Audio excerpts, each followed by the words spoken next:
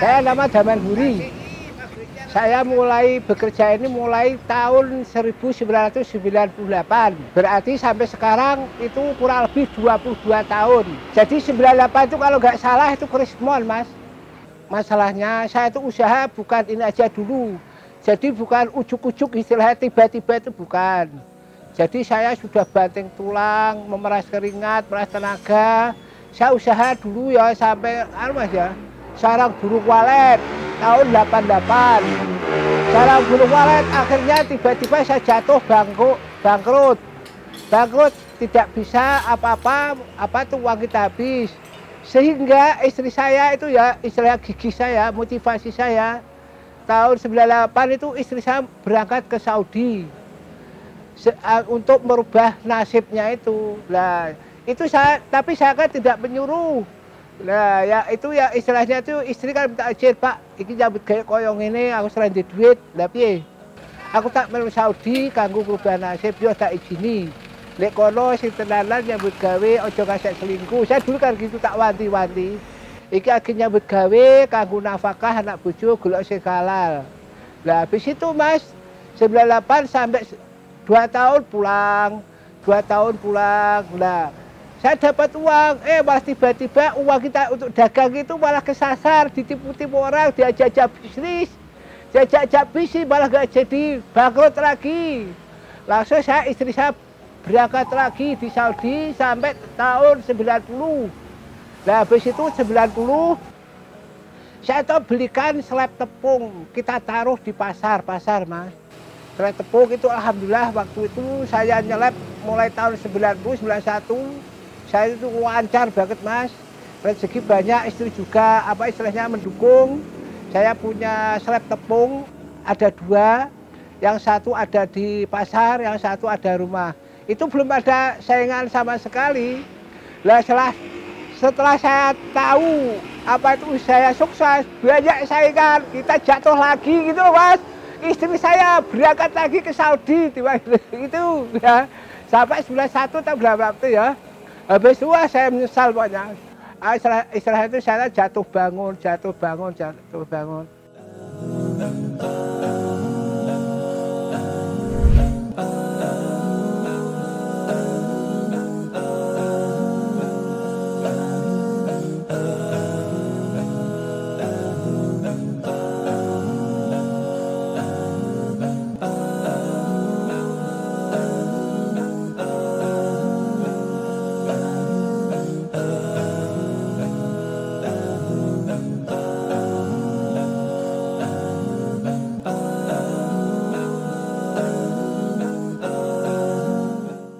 Nah, habis itu saya coba-coba kulak rosok kerdus itu. Saya pernah sewa dagang sama Pak Rifai ke Songo itu. Saya menjadi karyawannya. Kita kirim ke pabrik Surabaya Pakrin di daerah Waru. Nah, itu bangkrut lagi. Wes, pokoknya mumpet Mas, saya itu merintisnya itu kan tidak semudah seperti ini.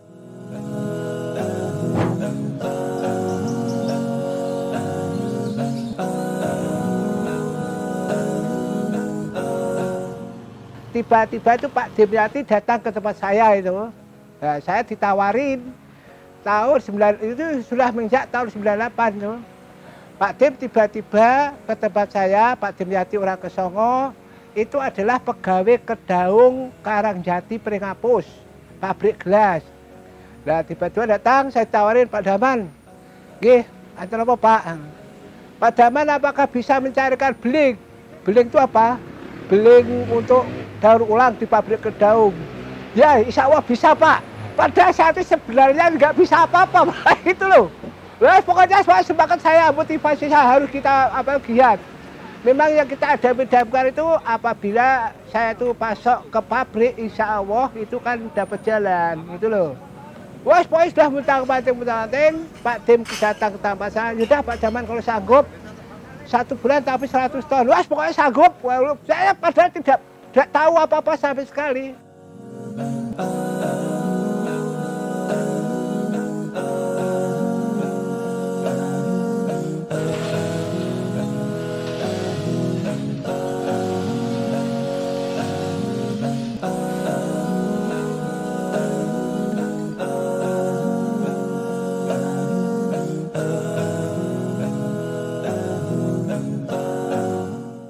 Lah akhirnya saya datang ke Daung sama Pak Dim, ditemukan yang namanya Pak Zakaria. Itu adalah manajer dua atau kasih dua itu mas, manajer Kedaungnya itu ditemukan sama Pak Zakaria, manajer itu. Lah habis itu saya ditemukan, ditanya sama Pak Zakaria itu, sama siapa? Pak Damanuri Pak. Apa situ sanggup untuk mencarikan beling di sini? Nah terus kira-kira yang dibutuhkan apa Pak? Yang dibutuhkan ya beling putih. Nah padahal beling putih itu saya nggak dikasih permintaan pabrik, nggak dikasih itu. Ya pokoknya beling gitu aja. Ya Pak, saya sanggup. Lah sebenarnya berapa Pak sebulannya? Lah situ kemauannya berapa? Enggak Bapak, kira-kira yang kita suplai ke sini kira-kira berapa ton? Ya kurang lebih 100 ton. Saya pikir-pikir, padahal 100 ton kan lumayan banyak. Saya nggak punya uang segitu banyaknya tuh mas. Dulu kan pertama kali dibeli 125 perak waktu dulu di tahun 98 tuh. Nah terus kalau 100 ton kali 125 berarti kan uangnya 12.500.000 waktu itu. Wah sama mikir panjang gitu mas. Nah waktu itu ya lah sanggup Pak, ya 100 tas sanggup. Tapi saya kan punya perintah. Tapi kalau apa itu 1 minggu bayar kira-kira bagaimana? Bapak sanggup, sanggup kita setujui. Nah terus kapan kira-kira kita suplai? Ya secepatnya Bapak buatnya kapan? Ya cepatnya dikirim, oke. Nah terus saya kan dibuatkan PO. PO adalah person order. Nah setelah itu dapat PO, ditandatangani, saya juga tanda tangan, saya siap nyuplai 1 bulan 100 ton. Nah waktu itu pertama kali kita kirim, saya pertama kali dapat kira-kira 20 ton. Kita kirim langsung ke pabrik. Nah pabrik itu masih campur adul mas, masih campur adul maksudnya kan awur-awuran. Ya ada yang hijau, ada yang coklat, ada yang apa logam-logamnya. Lah terus saya kan itu yang bagian dapur itu kan nemuin saya Pak, belingnya bukan seperti ini Pak. Lah terus gimana? Ini kita tolak, Bapak harus bawa pulang.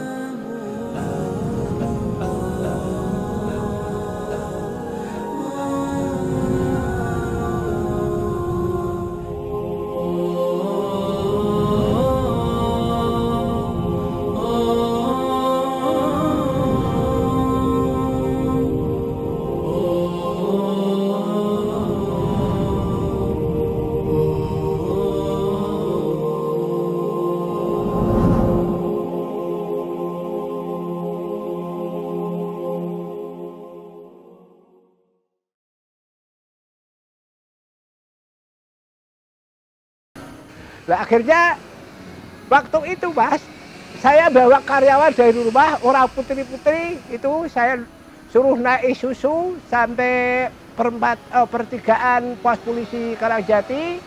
Nah terus kita suruh oper ke pabrik Kedaung Karangjati itu, orang putri-putri itu kita suruh nyoltir mas, orang 5 1 truk itu. Nah setelah disultir yang bening sendiri, yang hijau sendiri, yang putih sendiri, langsung yang hijau itu ditimbang di pabrik sendiri, kita bawa pulang. Terus yang putih itu apa itu langsung ditimbang, langsung saya dibayar cash sama Pak Zakaria. Alhamdulillah, lah bikin motivasi saya di situ mas. Saya kulak beling yang dibawa pulang itu kira-kira 3 ton, belinya kan ada 6 ton. Yang putih 3 ton, yang 3 ton hijau itu sudah disortir. Loh, rasanya yang dibuang itu aja saya itu mas, masih untung gitu loh. Lah akhirnya saya berikan semangat. Nah, terus saya kompromi sama istri saya. Alhamdulillah, apa ki awake dhewe ketemu jalan pangan yo. Saya kan bilang sama istri, aku wis loro-loro karo awak wis tekan luar negeri, aku tujuane jane yo apik, harganya kolake anak, ageman sehari-hari kok awake dhewe kan koso, dodol walet yo bangkrut, dagang sapi aku bangkrut, lebas pari juga bangkrut, wis berkali-kali jatuh bangun, kulak kerdus aku rasanya bangkrut. Lagi aku kulak 6 ton we tak sing 3 ton wis dibayar we marang sabati, sing juta aku bali aku bati. Apa terus kewe?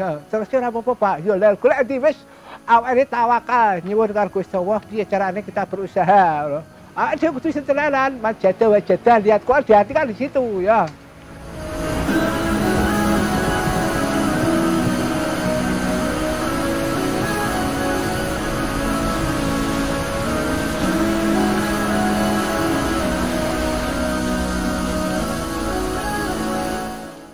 Akhirnya saya melalang buana mas, merasakan untung mas.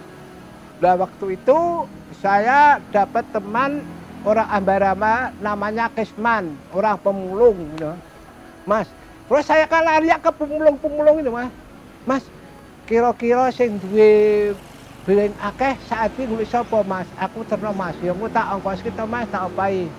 Nah waktu sebelum saya berangkat kan seringnya kita belikan belengnya Pak Kesman Ambarawa itu. Oh, eneng Pak, nulis sapa? Pak Gio. Pak Gio ki di dalam mas, Temanggung. Wes aku terno mas. Nggih, kapan sesuk tak terke Pak Daman. Nggih, lah niku yang nama Kesman itu dulu pelanggar zat yang dikirim di rumah itu. Nah, setelah tempatnya Pak Gio, saya lihat kira-kira waktu itu ada 25 ton, Mas. Terus saya lari lagi, diajak sama Pak Kesman itu, saya diajak ke Magelang, tempatnya Pak Tanto, Mas itu. Nah setelah itu, alhamdulillah kita bersyukur pada Allah SWT atas usaha saya sama istri saya. Lihat belinya Pak Tanto waktu itu 98 mas itu. Itu ada 300 ton di situ tempat orang satu. Alhamdulillah. Wes iki arep dadi rezeki awake dhewe iki ya. Tiap hari kita ambil mas itu. Wah, orangnya sia-sia orang kampung itu mas.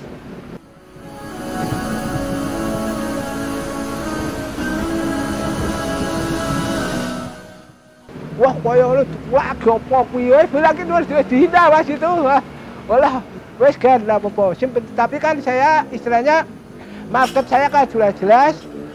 Apa pembelian saya itu kan sudah jelas, tinggal ngusui. Nah, terus saya kontrak di hadapan rumahku sana tempatnya Pak Yidi sama Mbak Lek Sariem, kira-kira luasnya 400 meter. Nah, tanah itu kita kontrak per tahun 400.000 Mas waktu 98. Dah pun betul apa tak bayar kontan. Tapi kan semangat saya untungnya sekian. Oh kulak kene tak dol sewe untung. Langsung tiap hari itu mas. Nah saya minta bantuan sama Pak Zakaria itu. Kita ambilkan dari tempatnya Pak Tanto. Pak Tanto saya bawa pulang. Nah waktu itu saya kan uang segitu 100 ton kan saya nggak punya uang mas. Nah sehingga saya pinjam di depan rumahku namanya Mak D Sulimah. De mbak aku tulungi duit to de gawe kulak beling kulak bati tak kei de insyaallah kula bakal ngapusi tenan ya tenan nggih pun. Ini nak make nak kan anu sekarang apa itu tagihannya tiap 1 minggu kali apa itu termin saya kita kumpulkan setelah 7 truk langsung kita tumpuk lah itu lalu 1 minggu bayar 1 minggu bayar 1 minggu bayar kan gitu mas. Kalau sudah kumpul 7 truk langsung kita minta tanda tangan Pak Zarga sama Pak Bambang dulunya itu.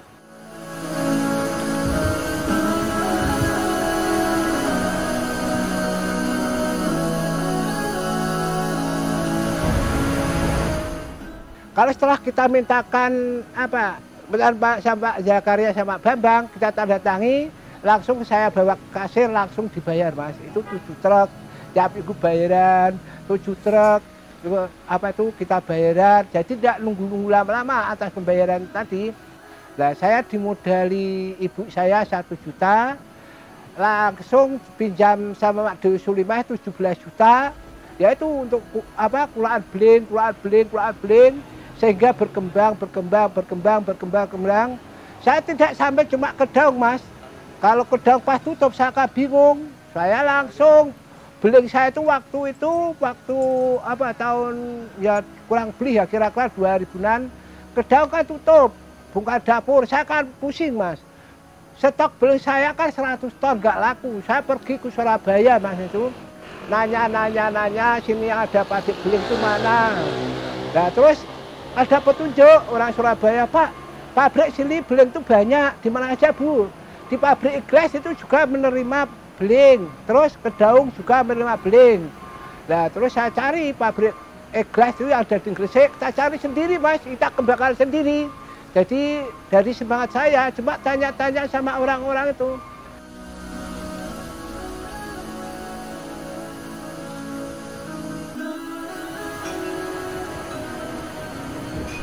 Orang bekerja berikanlah sebelum keringatnya itu kering.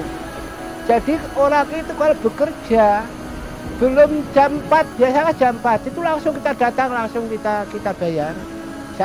Terus saya minta tolong, saya itu menemukan bling luasnya itu 1 hektar. Saya ngasih bagor, terus kita beli sama masyarakat, saya izin sama Pak Lurah, izin Pak RT. Jadi kita mempekerjakan orang daerah Prambanan namanya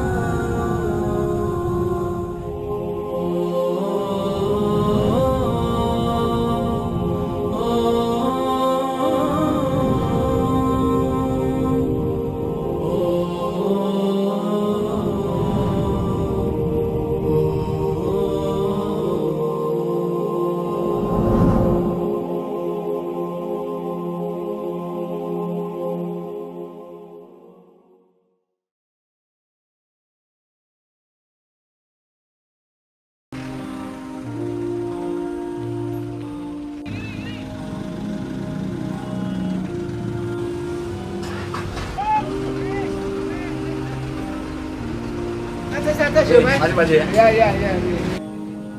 Kalau ini suka dukanya ya gimana ya, sekarang kan Mas, berhubung banyak persaingan, omset saya menurun, beling didapat kan kurang. Jadi pendapatannya kan sulit sekarang. Padahal permintaan banyak, sekarang sudah berkembang. Itu kan sebenarnya pabrik gelas itu kan banyak. Itu saya dicari Mas, yang Surabaya itu dicari, yang Jakarta juga dicari. Cari istilah direkturnya kan ini menjadi bahan baku utama kalau pabrik gelas. Nah sekarang itu omset saya menurun karena bahan bakunya sudah nggak ada Mas, kurang pendapatan saya. Sekarang banyak orang bakul beling, bukan seperti yang dulu waktu 98 sampai sekarang 2011 itu saya masih aktif sendirian Mas. Nah, sekarang kan banyak beling sehingga kalau di Tegal sekarang kan tetap yang di Tegal sana pelanggan saya kan masuknya yang di dekat. Kalau saya ngambil sendiri itu kan kosnya kan tinggi Mas. Jadi dulu ibaratnya saya kan jemput bola. Sekarang kalau saya ngejar bola sudah tidak untung Mas. Jadi kosnya terlalu tinggi, ya lah baik ya ala kadar Mas. Kita kejar-kejar ya percuma.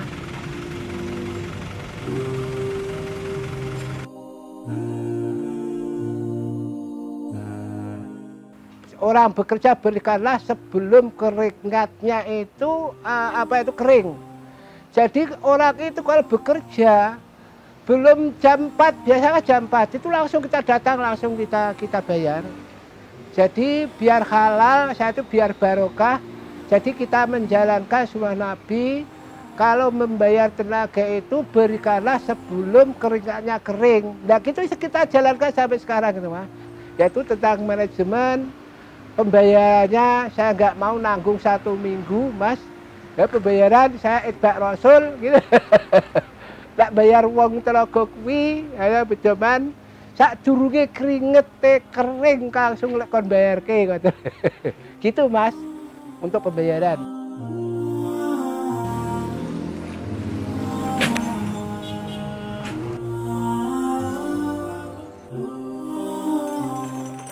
Jawa Tengah ya sampai Purwodadi, sampai Wonosari, sampai Purwodadinya Bleduk itu mana Mas? Kuwu, sampai Kuwu, langsung sampai Tegal, terus sampai Kebumen itu tahun 2000-an lebih itu. Nah dulu itu beling itu mudah Mas dicari. Nah sekarang mulai ini menurun karena tahu kalau bahan baku di perusahaan ini kan laku itu loh Mas. Nah terus itu tambah sukses saya. Itu waktu di Wonosari kita ketemu pemulung. Terus saya minta tolong. Nah, saya itu menemukan beling luasnya itu 1 hektar, Mas. Itu kita ambil beling 1 tahun nggak habis waktu itu Mas itu. Lah akhirnya kita berkembang sampai sekarang ini. Lah mungkin saya itu dulunya mungkin sekarang sudah menurun. Dulunya saya dulu kan sukses. Lah persaingan ketat. Nah, jadi saya punya uang banyak, alhamdulillah uang banyak, kita syukuri ya. Istilahnya orang kampung, duit punya tabungan. Itu jadi kita menemukan beling yang ada di Prambanan itu Mas. Ribuan ton itu Mas. Jadi saya mempekerjakan orang masyarakat sana, itu saya ngasih bagor, terus kita beli sama masyarakat, saya izin sama Pak Lurah, izin Pak RT, jadi kita mempekerjakan orang daerah Prambanan namanya Gumo Ijo. Nah, tambah berkembang, ya sampai sekarang itu alhamdulillah dulu rumah saya ya seperti itulah. Nah sekarang alhamdulillah sudah punya sendiri, dulu masih numpang orang tua, alhamdulillah bisa mandiri atas doa ya tetangga, ya orang tua, ya sambun pada Allah. Tanpa itu, tanpa doa, mungkin kerja saya nggak seperti ini Mas. Ya harapan saya yang namanya orang bekerja itu kan harus semangat seperti yang dulu ya.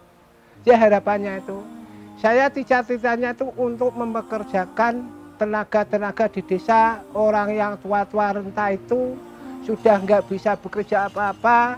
Kalau semakin banyak belingnya saya itu kan orang tua-tua kan bisa bekerja. Padahal orang-orang tua itu mengandalkan sama saya Mas, kadung piye Pak Daman kula beling. Aku tanpa melu penjenengan ki terus nyambut gawe apa, wis ora do payu aku buruh liya-liyane.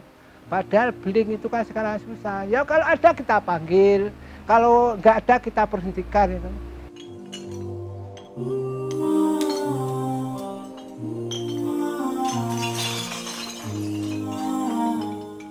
Alasan saya memilih karyawan tua-tua itu tiba-tiba datang sendiri pertama kali. Minta pekerjaan sama saya.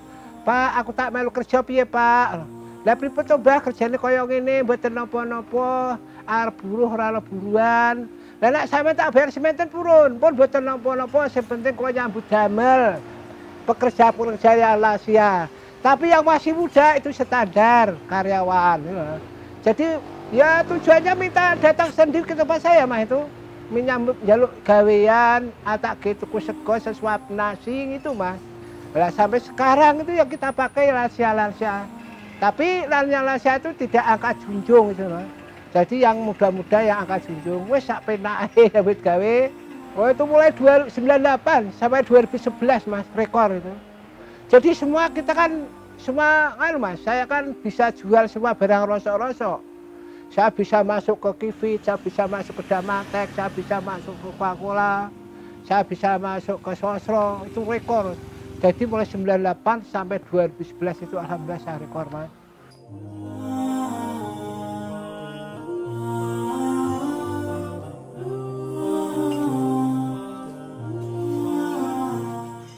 Mas, saya punya pesan dan kesan sama Mas kalian. Yang namanya usaha itu harus dicintai sama istri. Jadi bangun pagi itu, oh ini kok ya Mas, ini kok menguntungkan, ya Mas harus disayangi seperti istri. Kalau disayangi otomatis kan, ya itu kan mesti ada istilah ada pendapatannya. Tapi kalau istilahnya mung sak geleme dhewe itu nggak bakalan ada buahnya. Man jada wa jada ya. Siapa yang sungguh-sungguh pasti akan mendapat.